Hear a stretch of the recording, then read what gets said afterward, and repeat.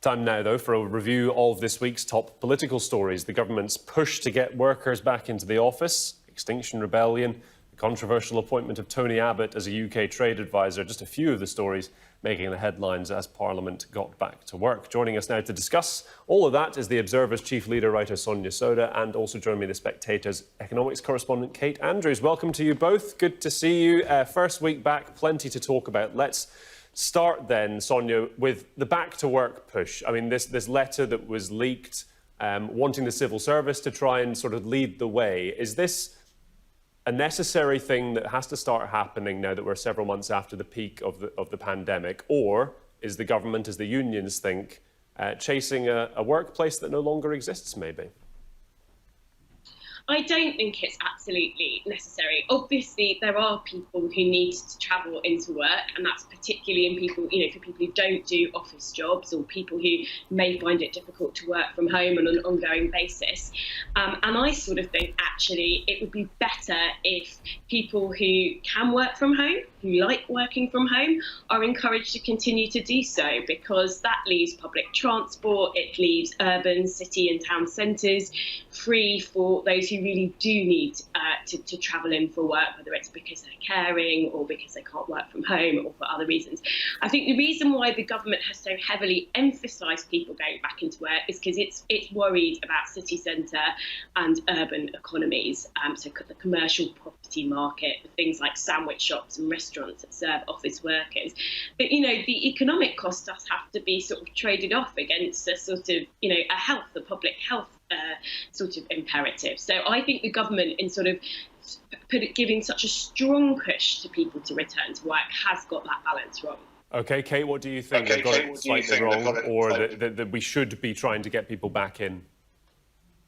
No, if anything, I think it's overdue that they're pushing for people to return to work. We have not hit the unemployment crisis yet, but it is coming.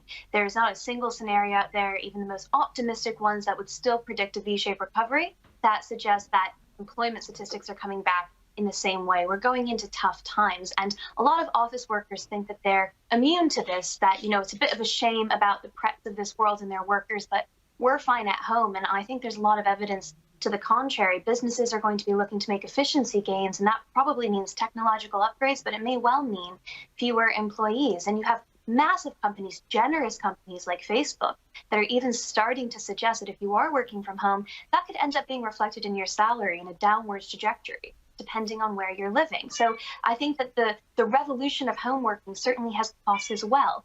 And if this were a truly organic drive, if employers really wanted to move their employees home, I'd have a lot more time and sympathy for it. And no doubt, for some employers that will be the case. This does have to be an organic process, but this isn't really, for most companies, happening organically. It's because they were mandated to have their employees work from home. And there are going to be real costs to this if at the end of the day, it isn't actually the most profitable thing for people to do.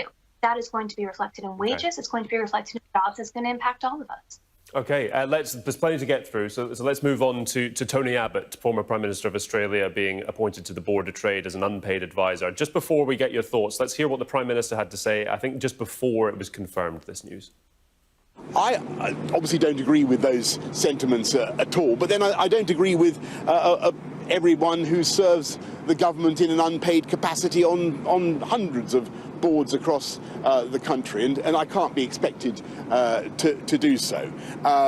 What I would say about Tony Abbott is this is a guy who was elected by the people of the great liberal democratic nation of Australia. And you've been to Australia. It's an amazing country. It's a freedom-loving country. It's a liberal country. There you go. Sonia, thoughts? Problematic or not? I think it is problematic. I think that was a pretty poor response to the Prime Minister there, who was just trying to distract from Tony Abbott's misogynistic comments. I think it says a lot about this government that they're prepared to appoint somebody to represent Britain around the world and sort of going out and talking to people about trade that has made comments about women. He's implied, for example, that men may be better suited to positions of authority than women. That is absolutely not the attitude that a government advisor or someone representing our government should have in this day and age. He's also a climate change skeptic, and I'm afraid that I think that has no place in the modern world either. So I think this was a bad appointment. I think the government got it wrong. I think they didn't realise how badly it would go down, and now, because they performed so many U-turns, they're reluctant to U-turn. I thought that was a very, very weak response there by the Prime Minister. However, Kate, I suppose the tactic of the government at the moment, and not just on this issue, is to maybe ride out the controversy and do it, and then it'll pass.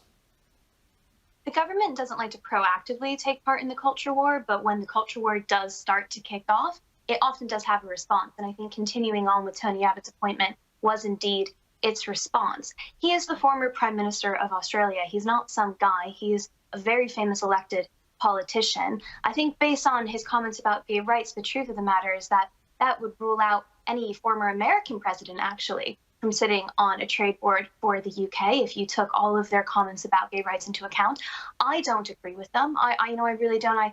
I echo Sonia on that point. But I think that it's very important that we are cautious about drawing such firm lines, especially when we're talking about trade and, say, not about social rights or civil rights. And the last thing I say is, Tony Abbott's comments about how women may not make the best leaders are quite appalling. I'd note that the president of this trade board that he now sits on is a woman, the trade secretary. He will be reporting to a woman. So I don't know whether or not he's changed his mind. I don't know whether he didn't really mean it. But I do think actions speak louder than words. And I'm pleased that the trade secretary is a woman, and I'm pleased he's sitting on that board reporting to her. It'll be interesting to be a fly on the wall for sure. Let's move on to the Foreign Secretary's thoughts this morning on Alexei Navalny's suspected poisoning, and then we'll get your thoughts. Here is Dominic Raab.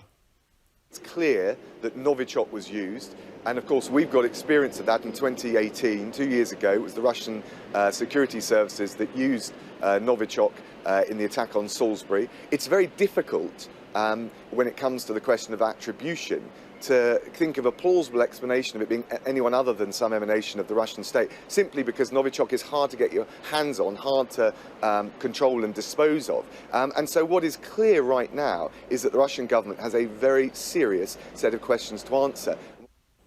Sonia, Dominic Raab fairly clear there, as are several other countries, that the Russians are responsible. I mean, this does raise not only Mr. Navalny, this issue, this focused issue, but it raises maybe questions about British foreign policy going forward, post-Brexit and things like that.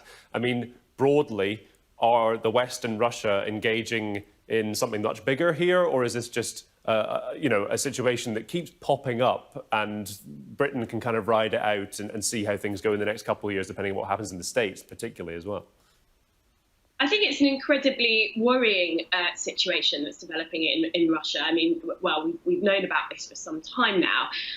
But the issue for the West, for countries like the UK, for countries in the EU, is that they can sort of issue very strong recriminations. They can impose economic costs on Russia.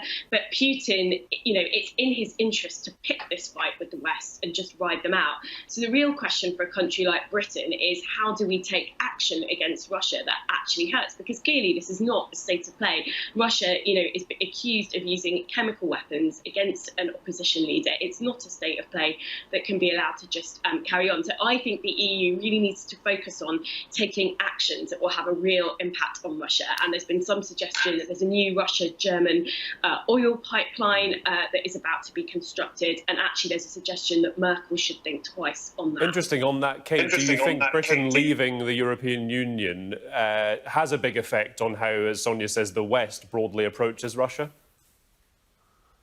No, I don't think it will. I think that it's in the EU and the UK's interest to continue to work closely, especially when it comes to these geopolitical relations. I don't see a reason in or out of the European Union why both bodies would want to continue to do so. I think one of the most worrying things to come out of the Russia report earlier this summer was that there was a lack of accountability as to who was actually responsible for the decisions being made around the UK's relationship with Russia, and indeed a potential retaliation if necessary. Now, Dominic Raab himself has shown himself to be quite strong when it comes to responding, especially in a soft power way, to foreign operators. His decision around the China security law with Hong Kong to grant a path to citizenship for 3 million residents of Hong Kong, really upset China, and it was a wonderful symbol about what the UK will and will not tolerate. I don't think it can do exactly the same thing for Russia, of course, because we don't have those same historical associations. But at the same time, it does put pressure on the UK government to figure out how it is going to respond, because to sit back and just to use your words and not to use some kind of action eventually catches up with you, and people don't think that you're willing to act when you need to. OK, let's, not unrelated because we brought Brexit up there, let's have a look at what David Frost had to say in the papers this morning. I think we can put it up on screen. We came in after a government and negotiating team that had blinked and had its bluff called at critical moments. The EU had learned not to take our word seriously. So a lot of what we are trying to do this year is to get them to realise that we mean what we say and they should take our position seriously. Sonia, interesting week of talks. Michel Barnier says they haven't gone well. Dominic Raab this morning said a deal is there for the taking. What do you think about where we're headed for the end of the year?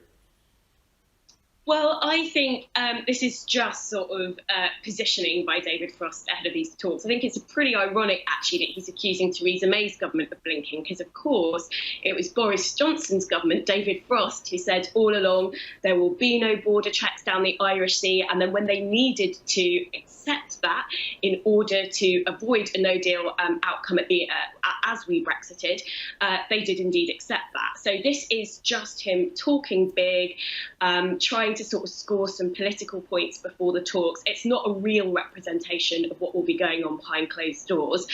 I think there is still a fairly good chance of getting a bare bones free trade agreement before the 1st of January. I don't think it's either in the EU or the UK's interest not to do so, but it will require the UK to compromise on a level playing field, on agreeing regulatory standards and state aid rules with the EU. And so far, the UK has even refused to publish what a state aid regime might look like. So we're definitely going to have to see more compromise from the UK in order to get a deal. But I suspect that just in the same way that Boris Johnson folded on no border checks in the Irish Sea, he will fold again on things like state aid. OK, Kate, final word to you. Dominic Raab said 2 issues outstanding. Do you agree with Sonia that there'll be lots of talk and then a bit of folding, or is no deal an actual possibility here?